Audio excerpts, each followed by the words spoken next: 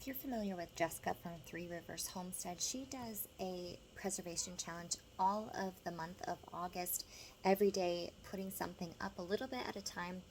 And I was sick most of the month of August, so I'm taking that same idea here into September and have been preserving what I can. And although biscuits isn't necessarily preservation, it does preserve me some time now that homeschool has started, or an easy side with dinner. And it's one of my family's favorite things that I probably make it all. Next up is to do broth. I have been out of broth and have been making it just as fast as I've been using it. So it is time to get some broth stuck up in the freezer. And I love these containers, and I just use a dry eraser on top to mark whether it's chicken or beef. And it actually sits in the door of my stand-up freezer, which is super nice. They fit nicely. And I usually actually make a batch and keep one in the fridge because I'll know I'll use it for rice or for soup or anything. And it is time to start soup season again. And I'm still getting peppers, which it took me a long time for my garden to even grow some peppers. And now I'm getting just enough that I'm preserving them. I'm slicing them up as they come in and preserving them for the freezer to make fajitas, because my kids now enjoy pepper, the flavor of peppers. Not everyone eats the peppers, but the flavor of peppers when we have fajita night. So if they don't get ate, that is what I'm doing. So I got my fridges set up, and so I was doing that yesterday. So I didn't really have much time to do any preserving. So last night at 9 o'clock, after the kids went to bed, I decided I still wanted to preserve something. So I sat down with my bucket. It's like basically this of peaches that I got from an Amish store. They come from the Carolinas. I went ahead while I watched a show on Netflix. I peeled those and sliced them up, and they're actually in the freezer on my freeze dryer trays. So that was my preserving. I haven't put them in the freeze dryer, which I'll probably wait till like lunchtime, because I know the time frame. I don't want to be staying up until like midnight to package them up. So I like to start it in the morning because I know a day and a half they will be done.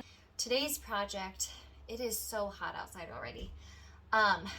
Went outside to see if I could get some green beans. I bought a pressure canner this year just so I could do certain things like green beans, because I can't usually eat them fast enough, but I didn't get enough to preserve. So what I'm gonna do is I'm gonna make another batch of pesto. And if you like Costco's pesto, I think I found the trick. So one of the tricks is using regular olive oil instead of extra virgin olive oil. The taste is so much different, and I actually had just a little bit left to do a batch this weekend, and I couldn't believe the difference between regular olive oil and extra virgin. So when I was at Aldi, I picked up some regular olive oil. I was gonna buy some at Costco, but they're 2 huge jugs, and I really didn't think that we would go through them even like within a year. The other thing that I found is that my dwarf Greek basil, which has tender stems and can blend up if you cut it down quick enough before it becomes woody stems, was a closer flavor to the Costco pesto than the big Genova basil. And I followed the Costco pine nut recipe on the back for the pesto recipe, and it was perfect. Besides also using, instead of garlic powder or fresh garlic, using roasted garlic made it taste so much better. So if you don't have access to the Costco pine nuts, here is their pesto sauce recipe. 4 cloves of garlic, which I probably doubled that and used roasted. A half a cup of pine nuts, 2 cups of basil leaves packed tightly, a half a cup of olive oil, a fourth a cup of grated Parmesan cheese, 3/4 a teaspoon of salt, and a half a teaspoon of pepper. You combine those and puree them in a food processor and add to pasta, or in my case, I just added it to little containers, and this container is enough for 1 meal for us. And I'm showing the roasted. And the next day I did a batch of just plain peaches, quarts of peaches.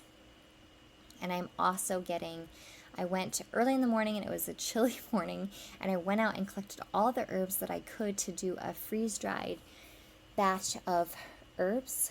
And here I'm cutting some green onions. I actually just grew in my window box from green onions from the store. I will use these just in probably soups because we're not a huge onion loving family. So chopping these up, and then I'll show you all the other herbs. I did lemon balm to make tea. I had chives, the green onions. The echinacea there is actually for, we have a little bunny and we're going to freeze dry them for the nutrient value. Some thyme and basil, lemon thyme, a little bit of oregano, and lots of mint. And here I'm showing my freeze-dried peaches finally came through. I made another batch, and the smaller you slice the peaches, the faster they will run through the machine, and they kind of stick to the machine and kind of stick to each other, but it's not a big deal that you overlap them a little bit because they kind of just pull apart quite easily. Thank you for watching another one of my videos, and I hope to see you soon.